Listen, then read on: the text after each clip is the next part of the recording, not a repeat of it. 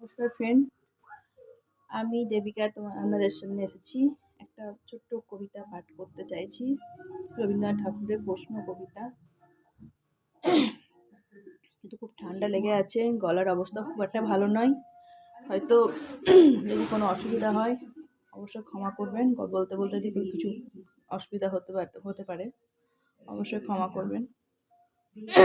তো চলুন আমি এটা পাঠ করে শোনাচ্ছি। প্রশ্ন, রবীন্দ্রনাথ ঠাকুর। ভগবান, তুমি যুগে যুগে দূত পাঠাইয়েছ বারে বারে দয়াহীন সংসারে। তারা বলে গেল ক্ষমা করো সবে, বলে গেল ভালোবাসো, অন্তর হতে বিদ্বেষ বিশ্বাস। বরণীয় তারা স্মরণীয় তারা, তবুও বাহির দ্বারে আজি দুদিনে ফিরানো তাদের ব্যর্থ নমস্কারে। আমি যে দেখেছি কোপন হিংসা কপট রাত্রি ছায়ে হেনেছে নিঃসহায়ে। আমি যে দেখেছি প্রতিকারহীন শক্তের অপরাধে বিচারের বাণী নীরবে নিভৃতে কাঁদে।